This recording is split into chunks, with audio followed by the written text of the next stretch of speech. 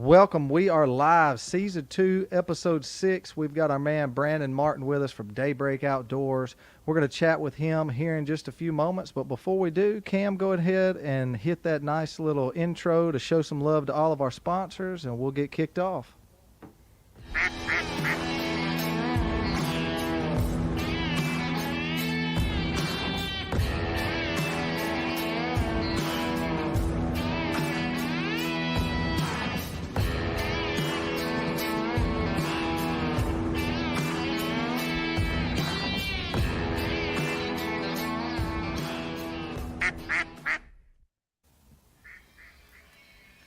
Trying to mute my phone here, guys. Sorry about that. Well, welcome in to The Blind Man. We've got a special guest with us tonight. We have got Brandon Martin with us. Brandon, how you doing tonight, buddy? I don't know how special I am, but I'm doing great. How are you guys? If it makes you feel, it probably won't make you feel very good, but all of our guests are special. Well, you guys are special too. Everybody's special. Some more special than others. We'll make sure That's that right. you in our book you are more special than Christian Frierson. So, I don't know. He's pretty special. I like that guy. well, man, we got a lot to get to in a short amount of time. We don't want to keep you all night. We know you got things to get to, and you're a busy man, so we want to make sure we hit on all of it. But for those of you that may not know exactly who you are or what you do, why don't you just kind of give everybody a little short bio of who you are, where you're from, and we'll just go from there. Yeah, so I'm Brandon Martin. They call me Brad. The hunting group calls me Brad. My wife doesn't call me Brad. She did. I'd be mad. But yeah, I grew up in Nashville, Tennessee. Been hunting ducks since I was 11 or 12 years old. Actually, I live in Dexter, Missouri now, which is duck country, right in the heart of duck country. And it's kind of funny how I get here. Everybody asks how I get here. Well, it's duck hunting. It's nothing else but duck hunting. And the good Lord's blessed me with a career that, I get to wake up and hunt ducks every day. I may not be able to have a gun on my shoulder, but I'm blessed to be able to wake up and hunt.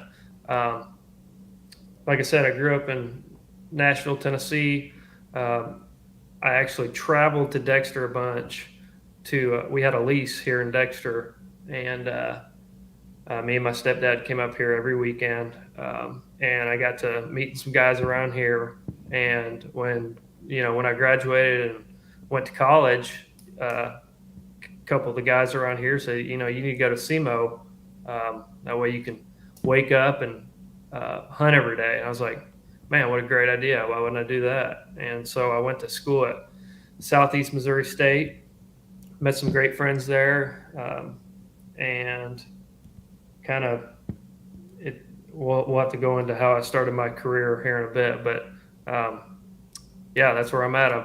I found my wife in Dexter. We just had our first kid. She's 5 months old, and it's the best thing in the world. It's another meaning to life. So that's where I'm at now, Dexter, Missouri, where I started duck hunting. You're a smart guy to make hunting your career before you have kids. Yeah.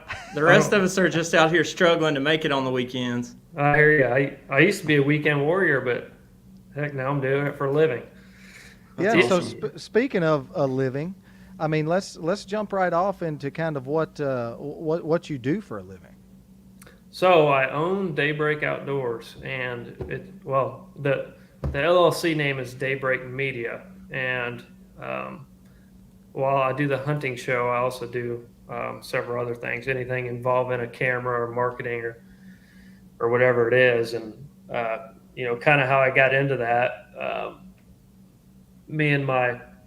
I'll just go ahead and get into the story about how I got into filming. I always loved watching YouTube videos when I got back from the hunting trip, when I was 11 or 12 years old. It's like it motivated me to go. And back then, YouTube, it was nothing like it is today, where everybody's trying to do a YouTube show. And, there was just a few guys that had put a couple duck hunting videos out, and that's all you could find on duck hunting back in whatever it was, 2012 or whatever. And, some guys were hunting Canada and put on an awesome song, and I was like, man, this is really cool. And I love watching the foils videos, the Buck Gardner videos. I was obsessed. And I love the video aspect of it. But I didn't know anything about video at the time, and we were hunting around here around south of Sykeston, which is 20 minutes from where I'm sitting right now. And I was like, man, I'm going to get out my phone and just record some clips, because my mom had a big old iMac computer with iMovie on it. I remember seeing it down in her basement. She never used it. I was like, I'm just going to record off my phone and see what I can do. So I recorded a couple clips of big bunches of ducks coming in, and the dog coming back in the pit, and went through it on my mom's computer, put some weird music to it. I bet I could still find the video somewhere out there today on some I don't know what YouTube channel I had back in the day, but put it together, and I was obsessed at that moment. And it didn't take me very long to buy a real camera, and I thought that was the coolest thing. I think my first camera was a Canon 60D. Don't know why I bought it. Just kind of looked cool, and started taking pictures and filming a little bit. And then I started getting into college and meeting some buddies, and met just some really good friends up there. And we were all just diehard duck hunters. That's all we thought about. We didn't care. I mean, I passed college, thank God, but that's all we cared about was duck hunting at the time. And we'd miss all kinds of classes, but I had a tight knit 3 or 4 group of buddies, and each one of us was kind of into filming a little bit. And we were like, man, we duck hunt, and I feel like we kill a lot of ducks, and we have a good story. I mean, why don't we just put our brains together and start a little show? So we started a show under a different name at the time, and we filmed everything and just had a blast doing it. Coming back to the campus, it was an hour away from where we hunted, and we'd just sit there and watch the hunting videos, and we were just obsessed with it. I'd usually be the one editing it, and I just throw a bunch of clips together, nothing special, and put a little music, rock music, whatever it was, and we put it up on YouTube. It's the coolest thing ever. And we ended up starting that show, and then one of my best friends, Rory, he passed away in college, and right at the time we were shooting the intro to the show, and he passed away, and me and another guy tried to continue the show on, and it just wasn't working out. And I just decided I wanted to do my own thing, and own 100% of this company, because I know when I show up in the morning, I'm going to work my ass off, and things are going to get done. And it's just better working for yourself than it is with somebody else. No offense to them, I love them to death, but it ended up working out great for both of us. And that's when I started Daybreak Media in 2018. And here I am today, somehow, waking up, tomorrow, probably be teal hunting and filming a little bit and making a video out of it and calling it my living somehow. But the good Lord's blessed me with, I think the good Lord blesses everybody with the talent. You just gotta find that talent and take off with it. So that's just kind of where I'm at now. Well, and you started where you did, but you've come a long way from there, because you don't just put out, you don't just put out mediocre stuff. I mean, you're on top of the game. I mean, I know you're probably humble, and you may talk about it that way, but I'll talk about it that way. But I mean, it's not just, going out and taking pictures and filming anymore. I mean, you're leading the pack in a lot of that stuff. Yeah, and we went back in the archives a few we weeks did. ago. We went back, and I don't know if we found your old channel or what we found, but it was like old school, just like looked like a phone was filming. I was like, Brian, we did stuff this good. Why didn't we end up being Brandon Martin? Man, yeah, I don't know what you found, but that's probably what I'm talking about. I just threw some clips together and some rock music, but I liked it. It almost had kind of that old Phil Robertson type feel, those old videos, yeah, it was just duck killing. That's all we did. We didn't care. We didn't was care raw. We didn't care about the story. We didn't care about nothing. But I used to, I've learned a lot in the last 5, 6, 7 years. But 7, 8 years ago, when I kind of started this as my career, I was so obsessed with just. It sounds funny, but I was just so obsessed with just how to become the best editor. And I would just sit on YouTube for days and nights and just watch, these professional guys on YouTube show you how to do transitions or show you how to create a story or show you whatever it was. But I was just so obsessed with it, and just thankfully that I was so obsessed at the time that it's made me become just such a better editor. Just Yeah. how determined I was to be able to edit good. And filming also came along with that. I looked up videos on how to film. I used to be a gear geek, and I used to buy the new camera every 2 months. That was a terrible idea. I should have just stuck with the camera I had. Probably burned a lot of money doing that. And now I'm set to one camera, but kind of wild how it's all come about. So did you get all your training on YouTube, or did you get some Yeah, of it through college? Did you do videography or marketing, or what did you do in college? It's so funny because Just barely passed. That's what he did from all the hunting. I made A's and B's. I made sure my stuff was done, but I was just so like I said, I was so obsessed with it.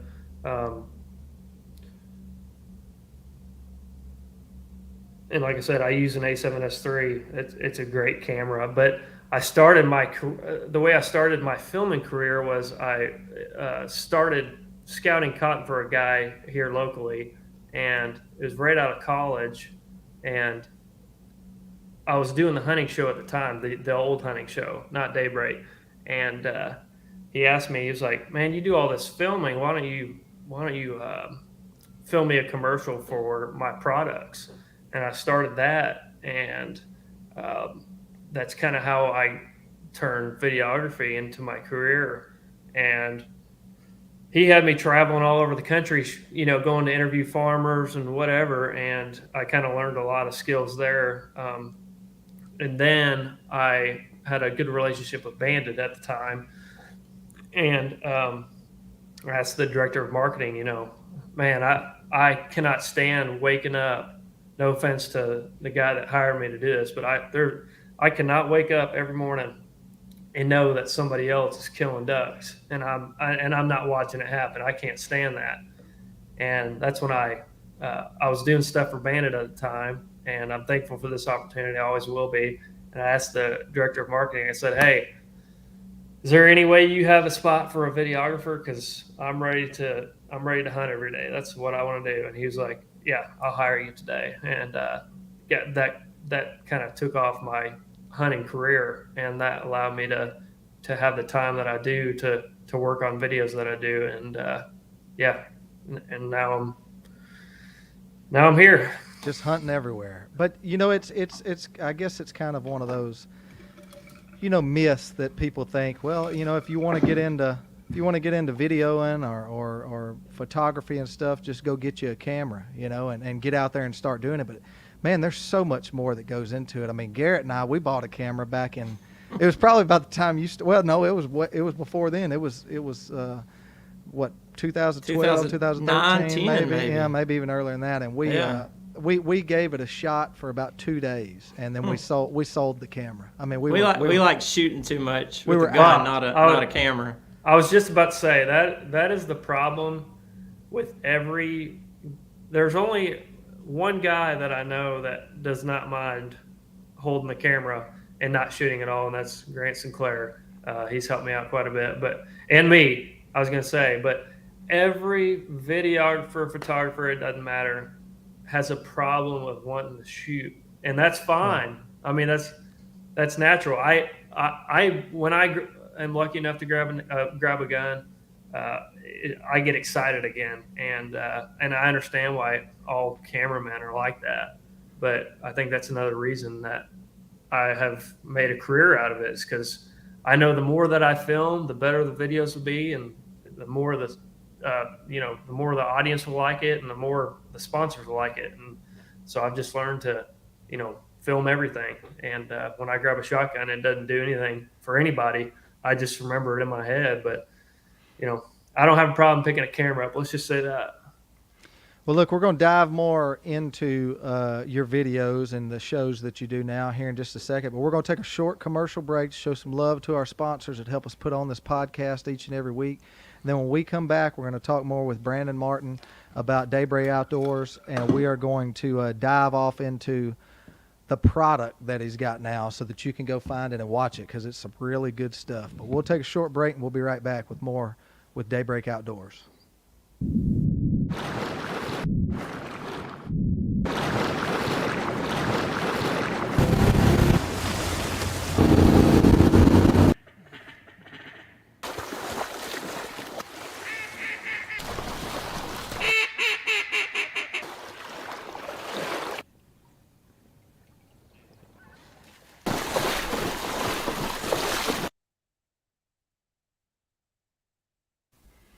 Welcome back. We appreciate all of our sponsors and Shin Gear you just saw there. I guess we'll segue from that commercial into what Brandon is doing now. And so you're no longer with Bandit, is that correct? That's correct. Am I correct in saying that? Yep. Okay. Tell us a little bit about what you're doing now and who you're kind of working with. Yeah, so I've been blessed to work with like I said, I'm grateful for the opportunity that Bandit's got me. Wouldn't be where I was today without them. We decided to change paths and partner with the guys at Shin, and what an incredible company, incredible guys behind that company as well. We're also working with Christian. Yeah. For people that don't know, he's the one that owns Perfect Limit Outdoors. Go check their product out. It's a good product. Absolutely. We're also working with Kent. We've been working with Kent, was one of our first sponsors. Yeah. Man, they've been great to us. Dive Bomb, great people.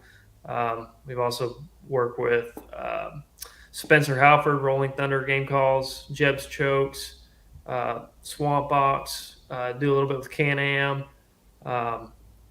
Adam Campbell, the dog trainer, great guy.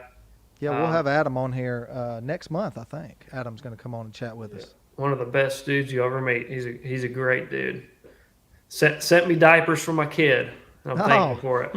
Can't beat that. No, not every day does a guy that met you one time send you diapers. So he's a great guy. Well, man, I'd love to send you diapers, and I'm sure Garrett would too. But Garrett's got a 2-month-old, and I've got 6 weeks. I've got a year-old. So man, we're fresh out of diapers. I'm size 4 if you're wondering.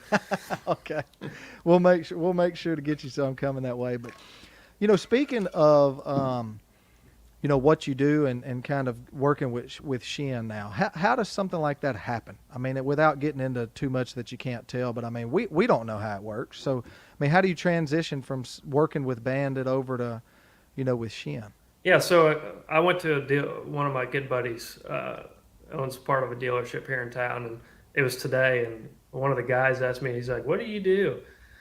I said, "Well, I own a hunting show." And he's like, "What are you talking about?" I was like, "Yeah, I own a hunting show." It's kind of weird how you tell people that you own a hunting show, and they don't really understand. But, I had to sit there and explain to him, how I make money. But, you build a following up and you build a YouTube page up, and these people start to watch your video. And, no offense, but a lot of those YouTube guys out there are literally just out there to get views, but I feel like I'm a little bit different story. I feel like I put up, like you said, a good product out there. Oh, absolutely. And the views show. Some videos are getting over 100,000 views. The majority of them, like just the normal duck hunting videos, are usually getting 60 or 80,000 views. In the first year, and then they'll climb up to 100,000. And what these companies see is a good product, and they want you to wear whatever they're making or shoot whatever they're making. That way the viewers can start following a group of people and really get obsessed with what these people are doing and say, "Oh man, these guys are shooting Kent shells, or there must be a reason they shoot Kent shells." Like I tell everybody, every thing that we're sponsored by, we believe in. I've been shooting Kent shells since I was 11, 12 years old. And that's how I explained to everybody. And we knew Shin had a great product. They had a great pair of waders. They put a lot of time and research and development into these waders, and we believed in them. And same with everything else. I mean, I'm not out just to chase money. Having a relationship with somebody is a lot more important to me than to chase the next sponsor. Like that, and that's what a lot of people don't understand is relationships mean a lot more to me than money. Money can only give you so much happiness. Just like with Adam Campbell, the guy's sending me diapers, after meeting him one time, just a great dude. But that's kind of how that works. The sponsors see that you have a big following and you have a lot of engagement and you get a lot of views. So something in those videos or whatever it is, people are liking to watch, and they're starting to engage with the people that are on the show, and that it ends up turning into revenue for these companies, because why else would they sponsor if they didn't see the upside of it? So that's kind of how that works. That's how I make a living off a hunting show, even though I do a lot of other things too. So Well, and your stuff's way on another level than what Garrett and I do here with our podcast. But I mean, I can only imagine how many people are buying shotgun shells or waders or all of your sponsors and the stuff they see in your videos, because I can't tell you. By the way, I did text Phil Norris earlier and tell him he owed me a commission check, because I mean people ask us all the time about the waders. I mean we push the brand, and kind of like you. When we started this, we didn't want it to be something where we just went and begged everybody for money. I mean, it takes stuff to put this on, just like, your show. It takes a lot more money to do that than what we're doing. But we wanted to be associated with people and products that we believed in. And we also wanted those people to be our kind of people, not just somebody we didn't know. And I'm not going to name drop a brand out there, but I told Garrett, they were actually one of the very first people I reached out to. They were actually one of the only ones that told us no. But man, I'm looking back, I'm so glad we didn't get involved with them, because they're just not our kind of people. Yeah. And I thought at that time we wanted them because we needed somebody. But man, the more I've gotten to know about the brand and that person, man, I'm just so glad we're not involved with it. But just speaking about you, I told Garrett that at the Delta Expo, you and Austin Ross, came over and saw me, and just, man, we just chatted up, stood around and talked like we had been friends for 15 years. And man, I don't know you very well at all. I'll admit that. I've talked to you, a handful of times and stuff, but Christian talks real highly of you, and you and I have tried to stay in touch, and so we could get you on here. But it's just people like you said, you got to build that kind of that community of people that and things like that. And we're grateful to know you, because like I told Garrett, I was like, man, you just should have been there. The guys that I got to know or got to know better up there, just like at the expo. I mean, it's just and everybody has their kind of little clique, Oh yeah, and we're for sure. And we're not very big, so we're just excited to be in somebody's clique, But man, the Shin guys are so good to us. I mean, all of the sponsors you see on our screen, they're so good to us. Christian's good to us, and he and I have become friends now. But just back to kind of what you were hitting on with Shin. I mean, it just good people over there, great product, and we're proud that they let us be a little bit a part of what they do as well. Yeah, it would almost kind of be a chore to try to talk about products all the time and things that you don't believe in. Everybody that we're associated with, there's products that we use hunting, we believe in them.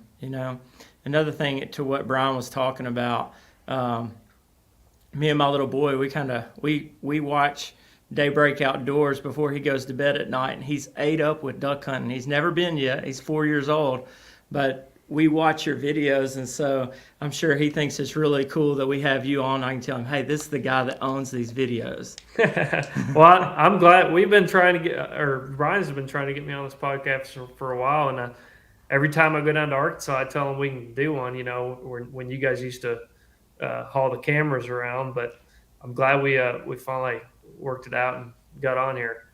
Well, we still do go around a little bit. You know, we try to work this out where we could talk to people without having to go everywhere because that was such a chore.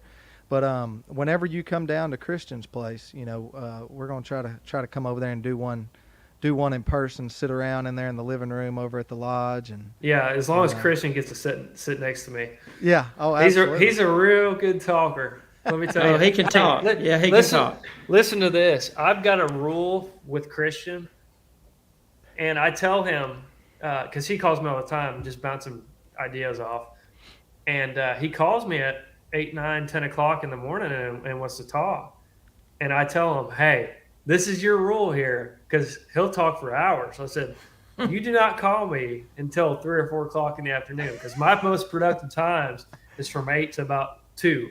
I said, that's your number one rule, is you cannot call me until after 2, because I love talking to the guy, but I can't get anything done when he's talking to me. Well, you know, I consider Christian to be a friend, and you know, but he only calls me when he wants information. He doesn't ever call me just to chat. You know, he texts me today or yesterday, hey, is any teal around the area down there? Because I live close to his farm.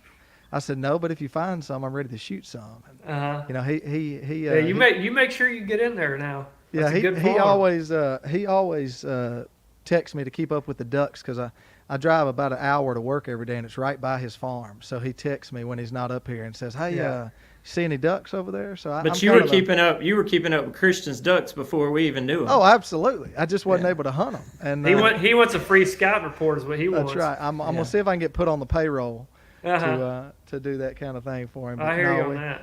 We love Christian, man. He's a great guy, and like I said, we want to hook up with y'all when y'all come down here and chat with you in person. Probably be there opening day. Awesome. Well, we'll actually be close. We'll just be right across the river from you guys, or right across the highway. So let's do it. But well, look, let's talk about your show and your videos a little bit more. I mean, what do you have? I know you got different ones, but I mean, how many seasons do you have seasons of them, or you just put them out by episode, or? Yeah, so we're on season 6 now, which is kind of hard to believe, but we'll do about 10 or 11 videos that I call season videos that are videos that are from the past season, and that's what I put a lot of time into.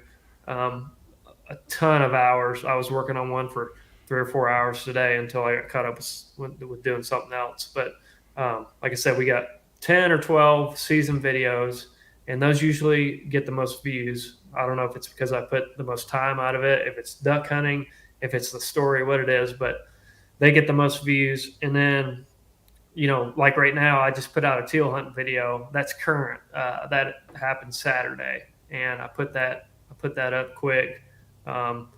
Turkey hunting is also current. I try to put that up as fast as I can. You know, as soon as I get back from killing that turkey, I'm usually putting that episode together.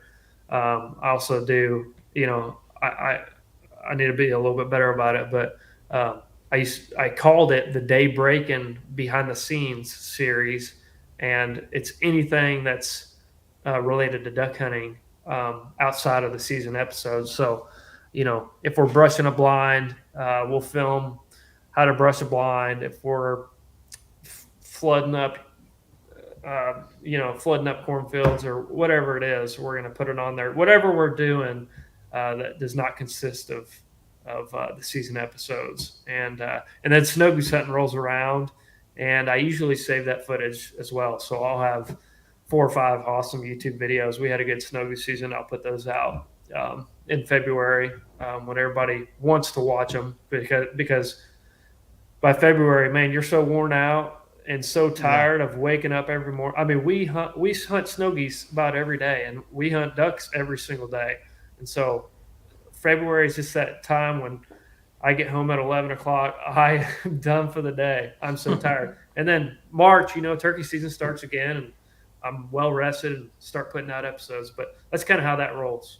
I saw a little reel or something that you put out, and it had a picture of you, and behind you in front of you was your computer, and it had this long strip of all the editing that you put into those shows. And I saw that, and I paused it, and just kind of studied it for just a second. I just thought, oh my gosh, like the number of man hours that guy spends on a computer doing one of those shows, and that doesn't even count all the other things that you're doing. You're flooding, and I'm sure planning and filming, and I mean, just the amount of effort that you put into it, it really shows on your show. And I think that's what people are drawn to. Yeah. These videos, I could probably spend a lot less time on them, but like you guys are saying, you guys love them, and It's quality. A big part of that is because of the production. Yeah. Each episode, I can't track the hours, but That was my next question. How many hours does it take you? it's hard to say, but I would say 40 to 50 hours. If Christian would quit calling, he'd get episode. them done a lot quicker. Yeah, I gotta meet him. He's tried to call me 3 times. Well, look, let's take another short break real quick, and we're gonna change gears a little bit. When we come back, let's talk a little more about getting behind the camera and actually working the camera, and let's step back from the editing part, because I think that's very intriguing. A lot of people don't really know what it takes. Can't just walk out there in the middle of a duck hole and start shooting with a camera. So I know there's an art to that, and let's get into that a little bit more, and we'll talk about some drones and some ducks, and then we'll come back and we'll talk about y'all's place there in Missouri as well. So we'll take another short break. We'll come back and we're gonna hit on all of this when we come back with more from Brandon Martin.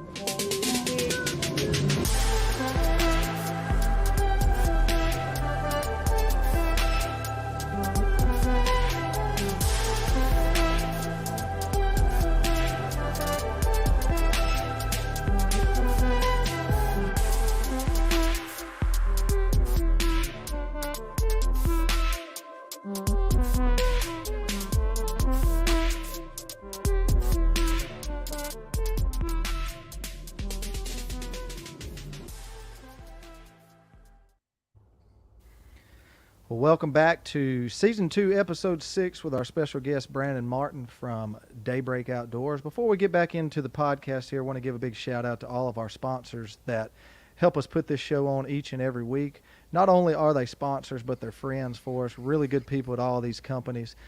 Shin Gear, Apex Ammunition, Christian Frierson over with Perfect Limit Outdoors, home of the designated puller. Our buddies up in Russellville, Arkansas with Alpha Innovations. Over in Stuttgart, Stratton Seed Company. Then, of course, Dirty Duck Company, the official coffee.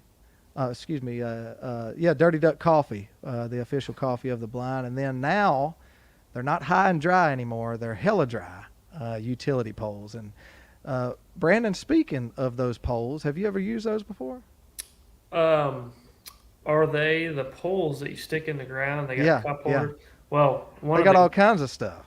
Yeah, one of the guys that came teal hunting with us this weekend had them, and we thought they were fields. And we're like, daggum, you brought it all with you. And they ended up being one of the Gunner Kennels guys. Yeah. And he had 2 of them. They look slick. They look pretty sweet. Man, when Garrett and I got involved with those guys, I mean, I'll be honest, we were skeptical about it. We were like, man, how good is this going to work? Maybe I'll use it for a walking stick. I don't know. Is We'll it gonna figure out fall something to do over? with it. Yeah, will it fall over? Will it really hold stuff or whatnot? Yeah. And man, that is one of the best things that we use duck hunting. I mean, we take it out. Doesn't matter if you're standing by a tree or you're, any kind of hunting situation, unless you're just sitting in a blind. Man, you stick that thing down in there and hang your bag or, your gun on it so you're not holding it the whole time. Because Garrett and I have a lot of times where we don't have our gun in our hand. So, Because we don't need it because there's not many ducks. We're just chilling for like an hour. No, I hear you. But we appreciate all those guys and companies for helping us out here with the show. But Brandon, let's jump into kind of the filming part of it. I know you have to love it or you wouldn't do it as much as what you do, but tell us a little bit about the filming side. I mean, you can't just walk out there with a camera. What's it take to hide and on top of that, get the best shots when you're out there hunting? Yeah, so duck hunting and turkey hunting kind of present their own difficulties, if I could say. Duck hunting, it's not necessarily about hiding where we hunt. There's camera platforms and stuff like that. Um, Turkey hunting is a totally different story. That's one of the toughest things to do in the world is film a turkey when it's dark. First light in the woods. It's one of the toughest things to do, and I give credit to people who can do that. And I've missed my fair share of turkeys, but like you said, you can't just go out there and point a camera and it takes a lot. And like I said, I used to be obsessed with learning how to do that. And there's certain things in the camera that you've got to know to be able to produce high quality type stuff. And you got lenses that are longer than others, and you've got lenses that create shallower depth of field where it blurs out the background. Say if I'm doing an interview right now and I've got my face in focus, I can make the background to where you can literally couldn't even tell where I was. So there's a lot that goes into that aspect, and yeah, filming ducks is, especially when you put trees involved. I was actually just editing a teal hunt video today where we were at Eagle's Nest, the place that we hunt, and I was like, man, this footage is it's just okay compared to the hunt we had with Field and all the Shin guys, because the ducks were out in the open on opening day. We were out in the bottoms, and there was no trees or anything to throw off your focus. And then you go down to Eagle's Nest, the place that we hunt, and there's trees everywhere. And when you're looking through a screen that big, and you're trying to film some of the fastest ducks there, the fastest duck there is. Yeah. It's tough to get focused. So it takes a lot of talent. And like I said, I was editing that episode today of us down at Eagle's Nest teal hunting. And I was like, daggum, it took me a while to get on them because they're in and out in 3 or 4 seconds, and you better get your shit together and have focus. And apparently, I didn't have focus too much that day. But Well, if people that listen to this podcast are going to understand why. So, yeah, and so speaking of where you hunt at, North Delta. mhm. Is that right? That correct name of it? North Delta Outfitters. Yeah. Yep. Let's talk about that a little bit, where it's at and kind of what it is, because I've seen not in person. I would love to see it one day in person, but man, it looks like an awesome place. Yeah, it is a 5-star operation, and I think a lot of people are starting to hear about it. And so North Delta owns Eagle's Nest, and Eagle's Nest is just an incredible piece of property that sits low. The elevation is low. It's one of the lowest pieces of elevation in the state of Missouri, and ducks are just incredibly imprinted on that area, especially when the river gets out. But it's awesome hunting when the river's not out, and it's 600 acres. And North Delta acquired that, and my buddy Eric Reinhardt manages that property. Eric also helps me out with the show. He's kind of the big personality behind it, but Is he the kind of the redheaded guy, the beard? you could call it that. He's not redheaded, but he's crazy. Let me tell you.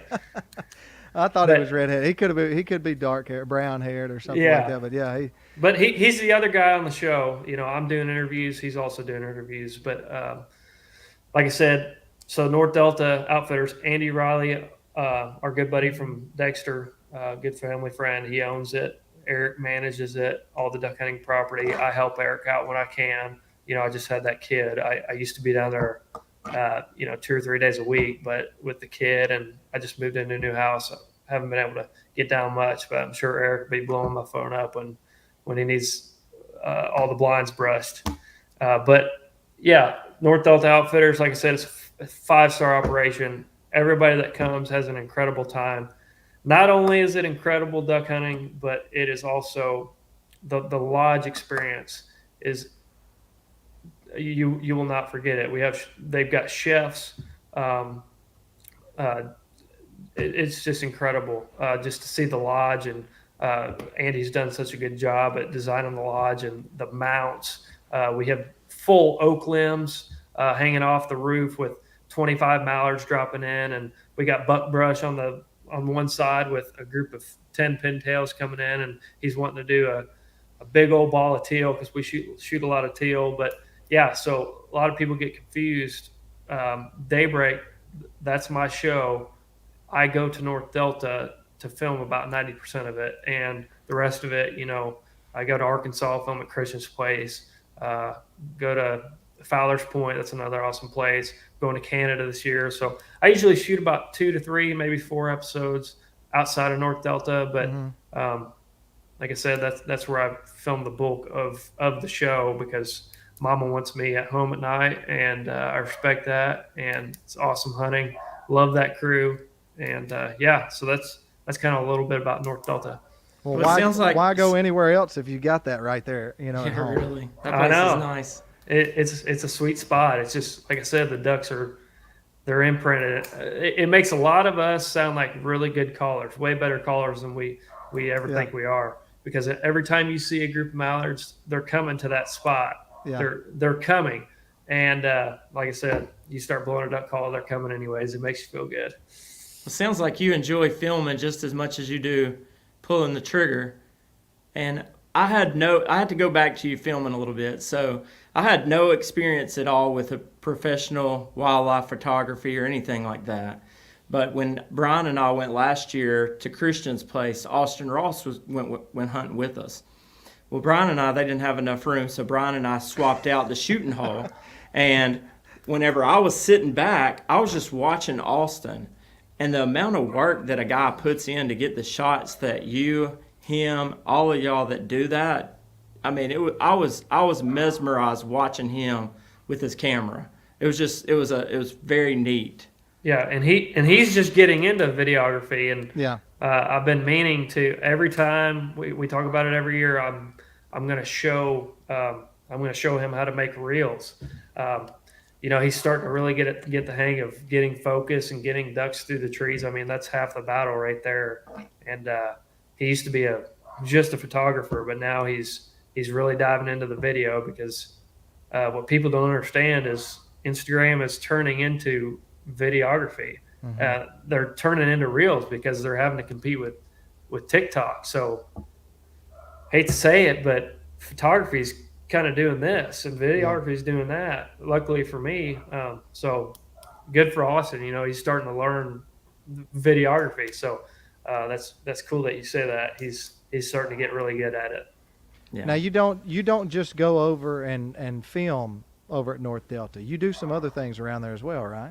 Yeah, I do the bookings. Like I said, last several years I've helped Eric plant the crop, and I'll go down there and film us working or whatever it is.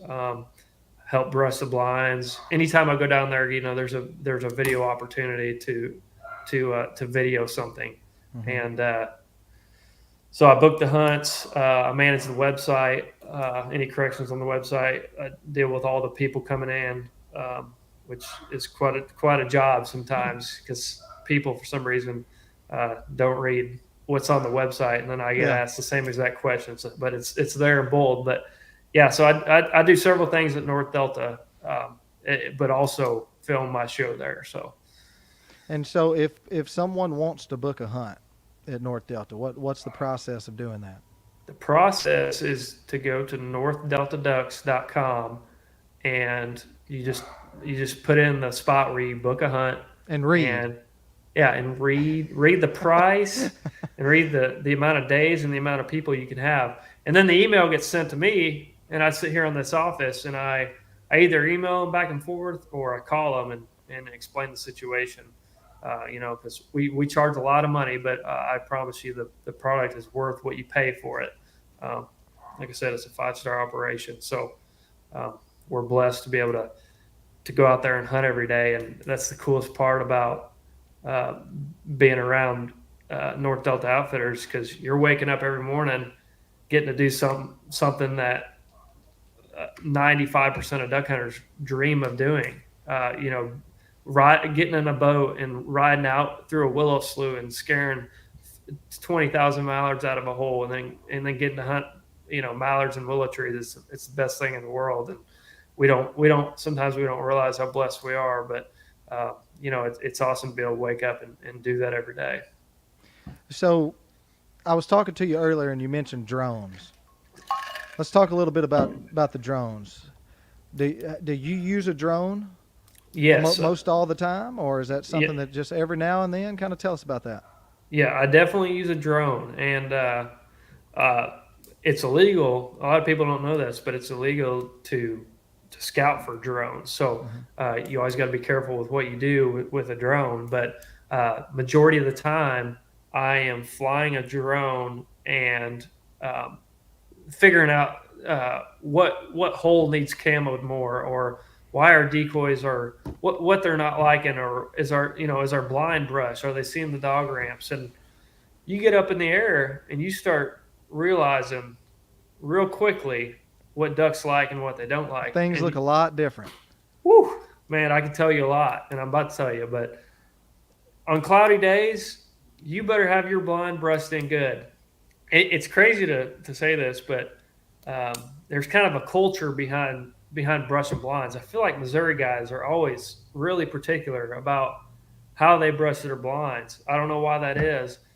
And then you go to Arkansas and you see the way these people brush their blinds, and you're thinking, now Christian does a good job. I'm not going to point him out, but you're thinking, no wonder these ducks are so smart. It's crazy. These shooting holes are like 8 foot by 8 foot, and the oak leaves don't even come close to your face. That's another thing we do at North Delta is, Eric does a good job at designing those blinds, makes these circle holes.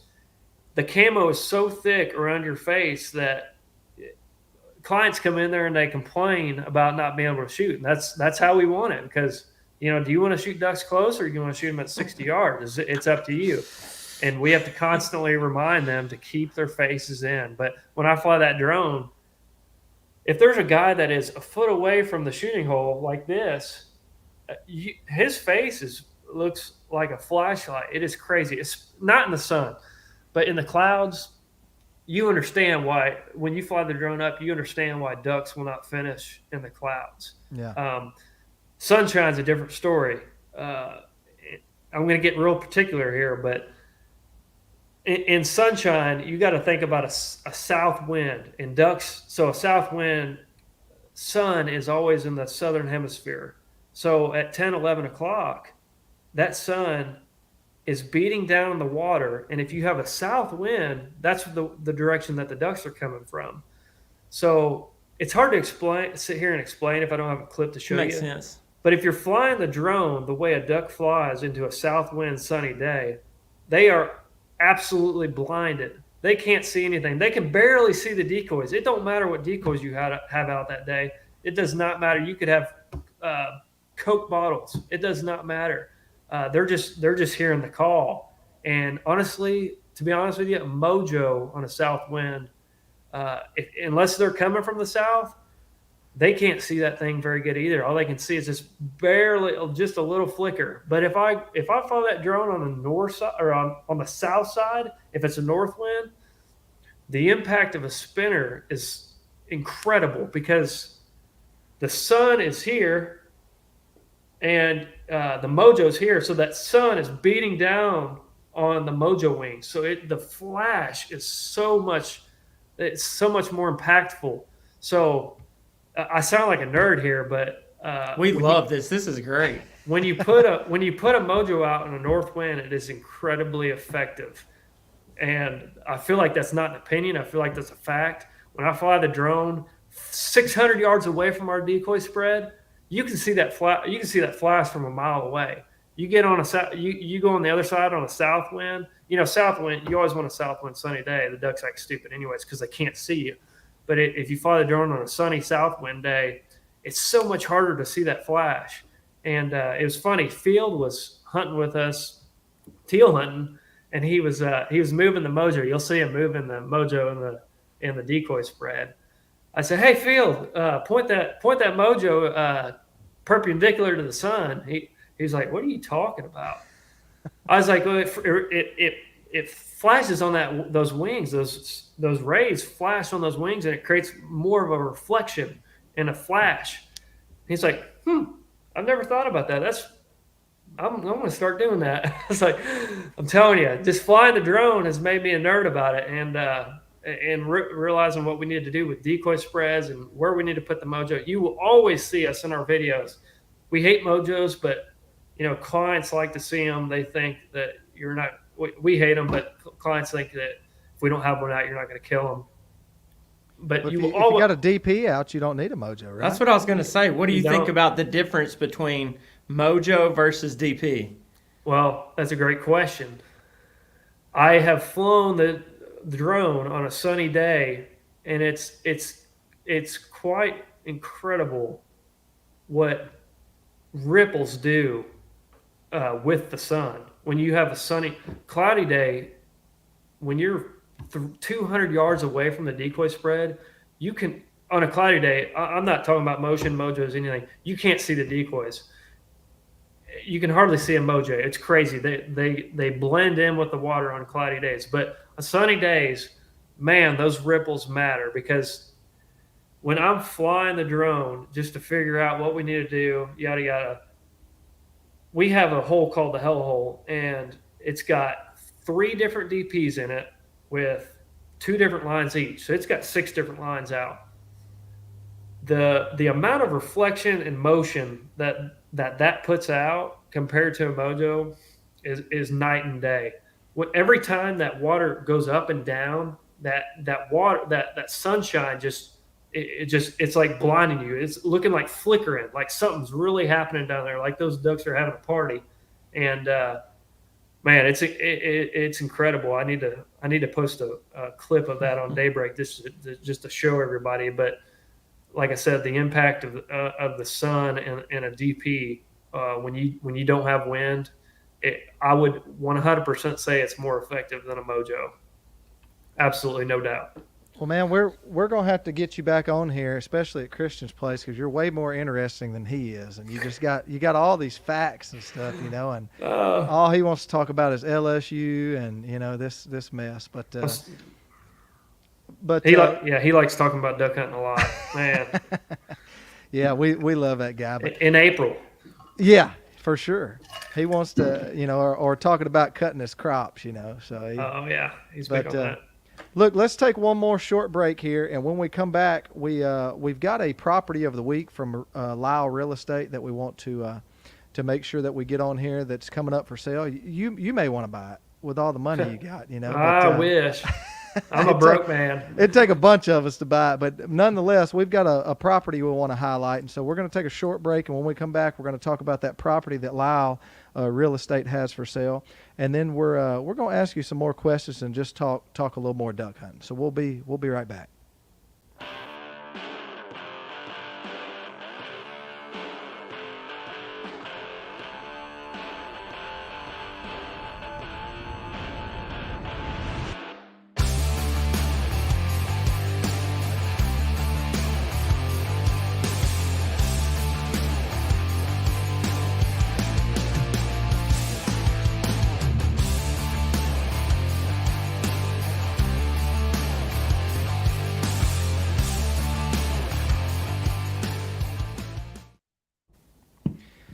Welcome back here on The Blind, episode 6 of season 2. We've got our good buddy with us, Brandon Martin from Daybreak Outdoors. And so before we get into some more duck hunting with him, we want to highlight one of our Lyle Real Estate properties for this week. And Cam, if we can see if we can get that up on the screen there. There we go right there. So Woodpecker Flats, it is coming up, sealed bid. And the bids have to be in by October the 5th. But you could see here on LyleRealEstate.com, go over and check those guys out. They got a lot of properties. But this one here, we're going to scroll through and show you a little bit about the property. I know you can't probably read the fine print there, but it is over right off the Cache River near Dagmar. And so you can see a few pictures there of it.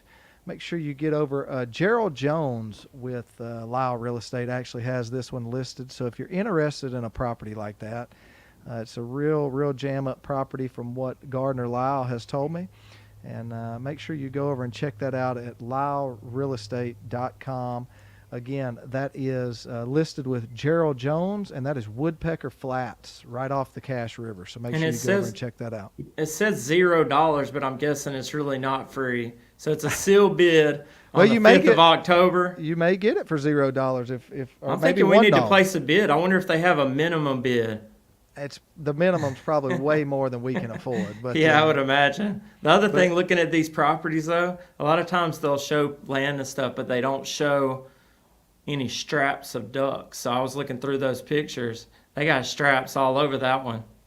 Yeah, Gardner said this was a pretty good property. He wanted me to put in a bid, and I told him I'd throw five or $10 in on it, but I'd have We to can do find 20 if somebody- we go in together. Yeah, we'll have to find somebody with some money. So Christian Frierson, if you're listening, you're interested in buying a property, man, get with us, and we'll see if we can throw a bid in on there. But if you are watching this on Facebook or YouTube, make sure you go over on Apple Podcast or Spotify and listen to our podcast on there. Also, make sure you subscribe on there and follow us on Apple Podcasts and Spotify. We're really trying to grow that platform and really need you to go over and make sure you follow us on there and listen to our podcast. Our podcast version is always just a little bit different than what our Facebook and YouTube version is, but you get the same from our special guest. We just change up a little bit on there. So make sure you go over there and find that, the Blind Waterfowl Podcast. But enough of that. Let's get back with Brandon Martin, and let's talk a little bit of duck hunting, Brandon. So when you do, well, I kind of got two parts to this question. Behind the camera, what's your favorite duck to film? You know, what to get shots of or whatnot. I mean, are there certain ones that just always give you those really good shots, or they look best through the lens, or? Yeah, I would say that mallards are easiest to film, and Is it because they're biggest? they just kind of float in. They're the slowest flying duck. Slowest, yeah. But the most exciting, and you'll see in our videos, the most exciting bird to film is a teal. Yeah. They might be the hardest, but they're definitely the most exciting because, man, all our guides, everybody just gets jacked up after a big 20, 30 pack of teal, to start off the morning. And, Come through and sound like a jet plane coming through. Oh, man. In those willow trees, and a couple of those blinds, once they get in them, it takes them takes them a while to get out. Yeah. And whether the clients shoot or not, that's not up to us. But that's another kind of thing about the filming aspect of it is, I go out every morning and I don't know what kind of shooters I'm going to have in the blind, and a lot of trolls on YouTube like to tell us how bad we shoot, but they don't understand that we have clients in the blind, and you're either a good shot or not. It ain't us shooting. You can only control one shot, and that's your camera. Yep, and a lot of shots don't make it because of that. Yeah. Well, if you're behind the gun, do you have a different favorite duck that you like to shoot? Oh, I like shooting mallards for sure. Yeah. There's no doubt about it. I still get just as excited when I grab a gun as I do when I was 11 years old when I first started hunting. So, yeah. Tell There's us a nothing little bit like it. about that teal hunt. You guys have been teal hunting quite a bit here lately, and tell us about, you had the Shin guys up. I know we hit on it earlier, but tell us a little bit more about y'all's teal hunting so far. Was that hunt you just uploaded, was that the most recent hunt? Yeah, that was opening day. Yeah. And So, so opening day for y'all was what, a week ago? yep, because I know Arkansas opens, Yeah, this weekend. Saturday. Yeah. Like I said, I haven't been down there that much. I know that we got a big 10 or 11 inch rain, and there's a bunch of new WRP around the lodge. And Eric's done a good job managing that, and he's been saying that for a long time that he's going to flood all that up for teal and just put on a show. And like I said, we got that 10 or 11.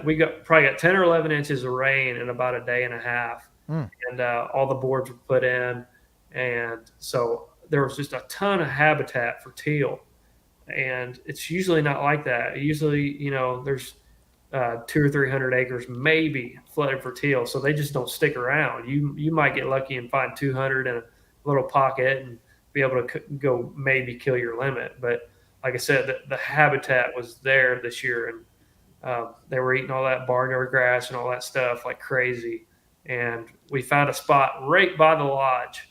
Me and Eric went out 2 days before opening day, and he was driving he was bush hogging, and I was doing a little filming, and we were out in the corner right by the lodge, and we just see a huge flush of teal, and it was like, oh my gosh! Now I was like, I'm excited now. And yeah, so that's where we went opening day. It's kind of crazy that they were at the field right next to the lodge because we could literally walk to where we hunted. And we woke up that morning, got out there, thought that there was about 800 to 1,000 in there. Turns out there was 3 or 4,000. There was probably 11 of us, and 3 of us had cameras in our hand. Dylan Farrell and Grayson from Shin, they were there filming a little bit. Obviously, I was filming, and we had some good buddies there, all the Shin guys, and the teal didn't act as good as we wanted them to.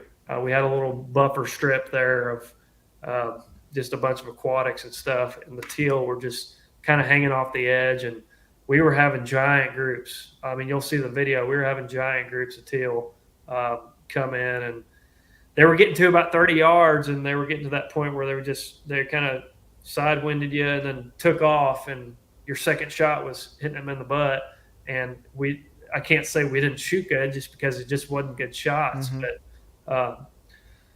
it was a great hunt, but it could have been an incredible hunt if we had the right setup. Hiding 10 or 11 guys in a levee. Grew up with smart weed. It's a little tough, and we had to look into the sun because of the water level. But who cares? It was an awesome hunt. Everybody had fun, and it was the teal deal. It was awesome. That's awesome. That's awesome. I love to hear stuff like that. I wish yeah. we could get on a teal deal. We don't ever shoot teal down here, man. It's just they just never here, and there's too many snakes and gators and stuff still out. We just kind of wait till November. I know how Christian is. He's a little skimpy on his invites. He called me today or yesterday and said his dad was up there, and he said they had a good amount. So you got to text him and make sure he doesn't need an extra gun. No, he'll wait. He'll wait till the last minute. He'll let you scout him, and then he won't invite. Yeah. Oh yeah. Well, what he'll do is he'll invite you after the teal hunt to go brush his blinds. Yeah. No, I'm too busy for that. But well, look, let's talk a little more duck hunting with you. You've talked about hunting in the willows, which I grew up hunting in willows quite a bit, and that's one of my favorite things to do. But if you had your choice of the perfect day, I mean, would you hunt in the willow trees? Would you hunt in the tall green timber, in a rice field, buckbrush? I mean, what does Brandon Martin on his perfect day want to go hunt? On my perfect day, there's a place called Otter Lake at Otter Slough, and it's 15 minutes from my house. So the lodge and where we hunt and where we film the show is, 45, 50 minutes away. But I grew up hunting in a little pocket here called Otter Slough. It's a conservation area. It's public. And like I said, when we went to college, we would go down here all the time. It's a draw system. So you have to show up at 4:00 and draw out. And you have to draw a little cube box out of or a little cube out of a box.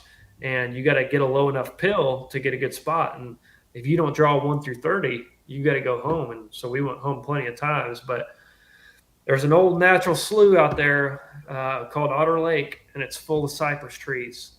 And it is by far my favorite place that I will ever hunt. It's not like this insane amount of ducks, but it's a lake with 6 or 7 blinds on it. And you can't see these other blinds, they're tucked around other corners and, they're 200-300 yards away. But the best part about it, this is back when I wasn't doing a hunting show for a living. I was duck calling. I was shooting everything. The best part about it was the competition. You would go out there, and the best duck hunter would win. The best duck hunter would. It sometimes people thought the blinds mattered so much out there. I didn't think they mattered as long as you had the right collars. But it's just an old Tupelo cypress swamp, and you'd see a group of.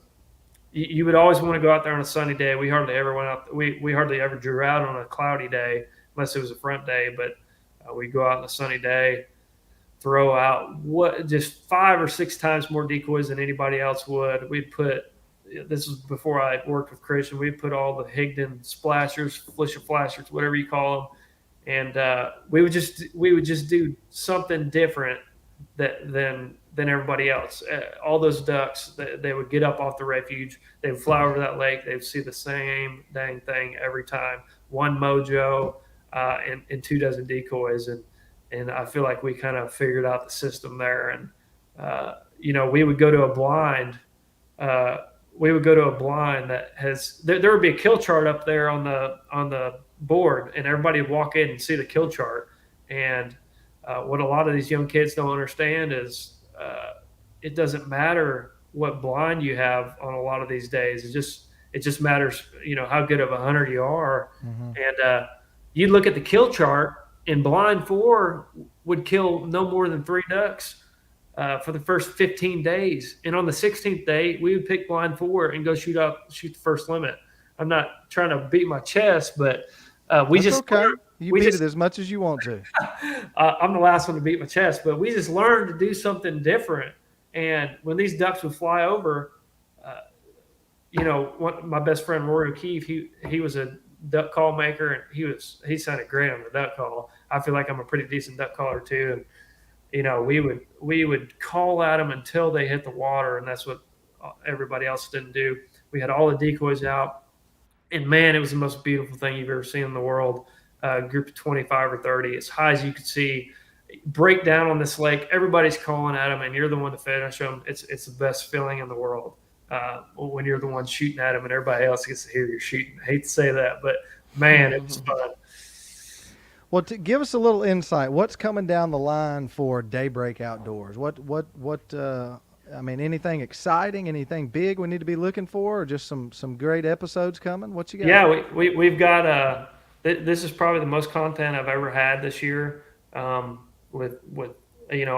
just changed my occupation to me being my own boss when I started with Shin, and that allowed me to be able to wake up every morning and come back and work on Daybreak videos and not worry about anything else. So last year, I'd get back from hunting, and I'd put the reel of the day together of what happened that day. But like I said, we got a lot of great content coming. Episode 3 of season 6 comes out Sunday. It's the first day of sunshine all year. We went through a 12-day streak of clouds, and man, it made all the guides depressed. Let me tell you. And like you'll see in the video, it wasn't like we weren't killing ducks. We were killing plenty of ducks, but it wasn't the prettiest thing in the world. It was just enough to make the clients happy. And yeah, we had a ton of ducks around too at the time, and we were just beating them up and making them smart. And we finally, after 12 days into the season, got some sunshine, and we went to a special spot called the Willow Hole and banged them up in there. It was super special. And then the next episode, not everybody films in the in Winter Storm Elliott. That was some of the worst conditions I've ever filmed in. I think my hands are still cold from that day. But we filmed the entire day at Winter Storm Elliott. That was probably one of the wildest field hunts I've ever had. It's in a cornfield. We're going to show you the story of when the front rolls in, what happens before the front, and all that. And so I think people will really enjoy these next 2 episodes. But like I said, I probably got 11, 12 episodes this year, so they're going to keep coming. And awesome. And hope you guys enjoy them. Yeah, well, I know that Garrett and I both enjoy it, and we've been watching you for a few years now, and just think, man, like you said, so many people have a camera nowadays. So many people are trying to do what you're doing, make a living off of making videos, or everybody out there wants to be a TikTok sensation, or make their living off of be a, what's the word I'm looking for, Garrett, a social media influencer or something like that. But what you do is on another level. Yeah, it really I gotta is on another level. I got to personally tell you how much I appreciate what you're doing. So just like I said, me and my boy, we sit around and watch it, and to me it's the closest thing to showing him what it's all about. The way that you tell the story, the way that you draw us in to the hunt. You feel like you're there and you're a part of it. And that's what my boy's too little to go right now, but he's going to know what it's about before he ever gets there from Daybreak. Yeah, and that's I was doing another podcast, probably last year, and the guy kind of asked me what separates Daybreak from everybody else. And like you said, everybody's got a camera these days. Everybody's trying to start their own YouTube page, whatever it is. But like I said, God gives everybody a talent, and it's up to you to find it. I think God gave me the talent to be able to film a duck hunt and make a story out of it. And when I say make a story, I don't mean put the 30 clips that you got of the day of the duck hunt.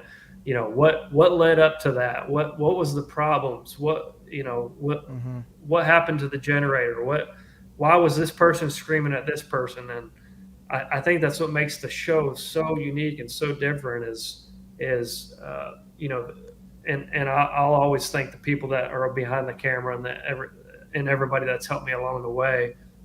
We got great personalities, we got great hunting, and great production and editing. But when you throw all of that mixed together and sit down on this huge monitor and spend 45, 50 hours every episode and just sit there and brainstorm, how can I make a story that's going to appeal to guys like you and your son to show the story of duck hunting, not just getting in the blind and shooting ducks. It's so much more than that. And that's what I try to do for all these episodes is how can I create a story out of, a sunny day in the Willow Hole? Well, I'm going to show, Gerald, one of our guides, he's got dreads and we're making fun of him because he ain't even doing his hair in the morning. He's so depressed. I mean, and we do a whole story on that. And, it's just the storyline that really draws people in. And, while some people might go on YouTube and really want to watch duck hunting, when they watch our videos, they're going to see every little moment, not in the duck blind, in the guide shack, people arguing with each other, Ranger or Can-Ams getting stuck, whatever it is. It's fully encompassing. It's the full story. That's why we call it the full show, because that's what it is. It's not a duck hunt show. It's the full show. And I'm grateful to be able to call it a hunting show. Well, and it's almost like good music. Some people will just listen to anything.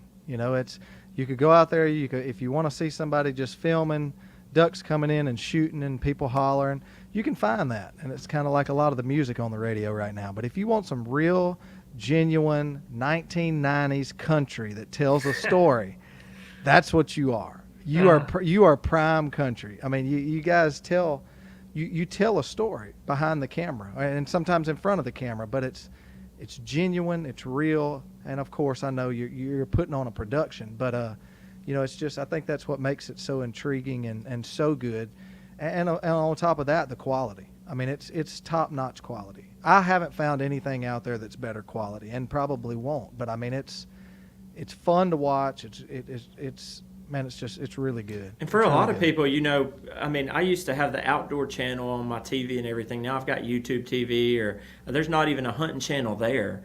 And so to be able to use YouTube and I can turn it on, I feel like I'm watching TV. It's pretty awesome. Yeah, it's kind of funny. People ask me what I do. I say, well, I do a hunting show, and their eyes light up. They go, well, what channel? YouTube.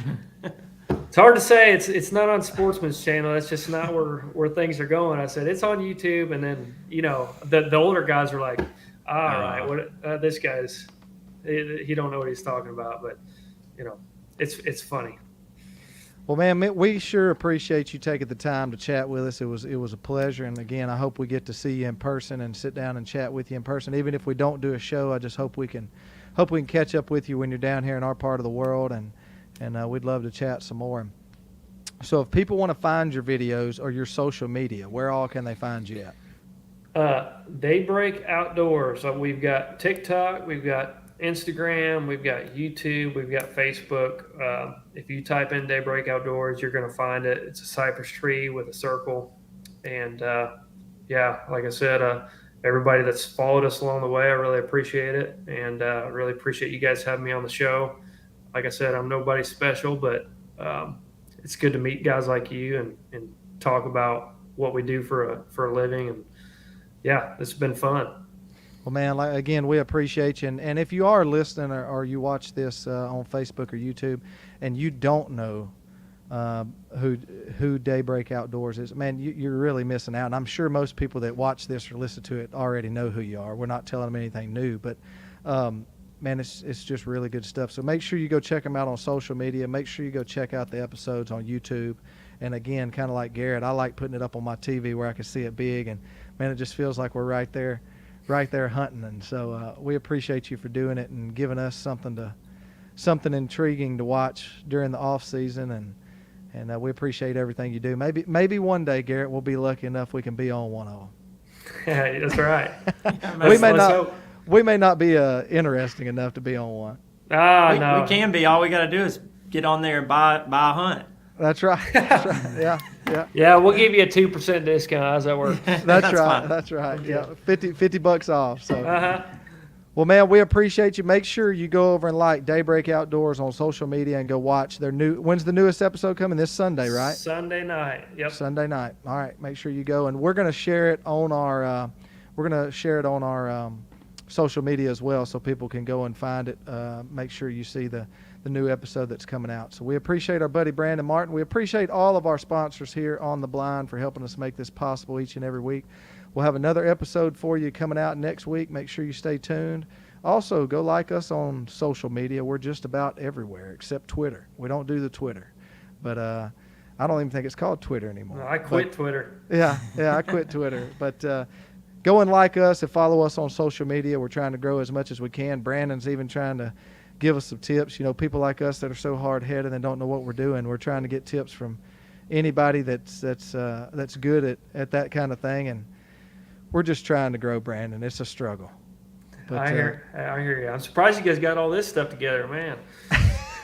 well, we could barely make it happen. But look, we appreciate you. Hope to have you on again. And we hope this coming season is everything you want it to be and more, and we hope that your show does even better than what it's been doing. I know it's huge already, but we hope you just continue to keep blowing it out of the water. And if probably not, but if we can ever do anything for you, we would love to help you in any way. We appreciate your friendship and appreciate you coming on with us. Yeah, it was nice meeting you, Garrett and Brian. Yeah, man. I met you at the Delta Waterfowl Expo. Really appreciate you guys having me on, and hopefully we can get together and mooch a spot off Christian. Surely he'll let us in, and He's pretty stingy. and just make sure he doesn't call you after 2:00. That's right. That's right. Well, look, we appreciate you watching this episode or listening to this episode of The Blind. Make sure you go and follow us and subscribe on Apple Podcast and Spotify. If you are watching on Facebook right now, the podcast version will be out here shortly, and we appreciate you for each and every week tuning in. We'll see you next week with another guest here on The Blind. It won't just be Garrett. Another special guest. Yeah, special guest. No, we'll just call them a guest. This is our Okay. special guest. Okay. So we appreciate you for tuning in. We'll see you next time right here from The Blind.